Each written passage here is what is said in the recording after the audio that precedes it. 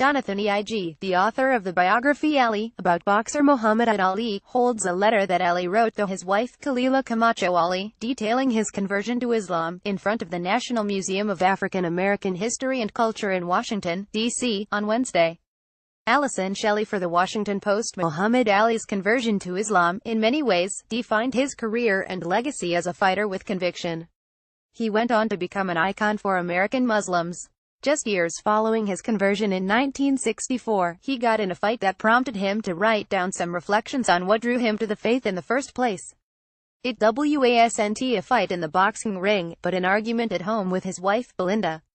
Ali was out of control, Belinda said. He had lost all traces of humility. He was acting like he was God. You may call yourself the greatest, she told him, but you'll never be greater than Allah. Like a school teacher, Belinda instructed Ali to sit down and write an essay. She asked him to write about why he became a Muslim. Ali obliged, taking out blank sheets of paper and a blue pen and beginning to write. Jonathan Eig, left, the author of the biography Ali, tours the Muhammad Ali exhibition with curator Paul Gardullo at the National Museum of African American History and Culture. Allison Shelley for The Washington Post. Belinda now goes by the name Khalila Camacho Ali. When I interviewed her for my biography of the legendary boxer, she gave me the essay. On Wednesday, I took it to the National Museum of African American History and Culture to see whether curators would include it in their collection. I think it belongs there, not only because it reveals a great deal about Ali's character, but also because it teaches us about the religious life of one of the country's best-known African American athletes and activists. His story reminds us that even the most powerful spiritual journeys can have humble beginnings. In the letter, Ali writes of his teenage days in Louisville when he was still known as Cassius Clay Jr.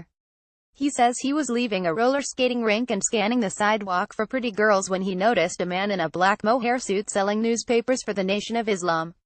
Ali had heard of the Nation and its leader, Elijah Muhammad, but he had never given serious thought to joining the group, which used some elements of Islam to preach black separatism and self-improvement. Ali took a newspaper, mostly to be polite, but a cartoon caught his eye. It showed a white slave owner beating his black slave and insisting the man pray to Jesus. The message was that Christianity was a religion forced on slaves by the white establishment. I liked that cartoon, Ali wrote. It did something to me. And it made sense. It's interesting that Ali didn't answer his wife by writing in spiritual terms about why Islam attracted him. He wrote about it with pragmatism.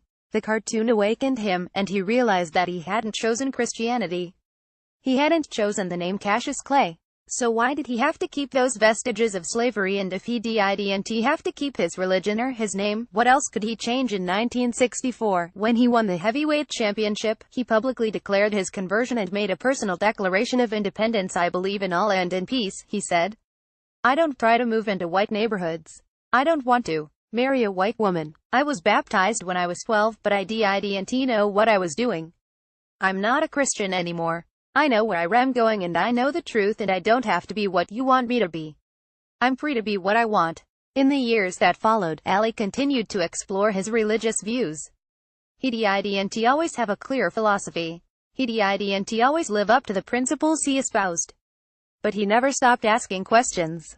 When Elijah Muhammad died and the Nation of Islam remade itself, Ali embraced Orthodox Islam.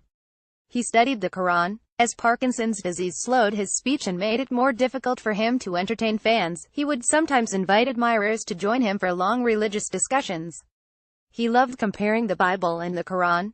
He often said that God didn't care about him for his boxing. God cared only about whether he had been a good person and lived up to the responsibilities that came with being a believer. I'm not prepared to give Camacho Ali all the credit, but it strikes me that the writing assignment she gave him was a good one. Religion demands that we constantly ask questions, not just accept things because they've been handed down to us. Ali's essay reminds us of that. Ali acknowledged that his religious journey began with a search for pretty girls and took a turn with a newspaper cartoon. It's hardly the stuff of legend.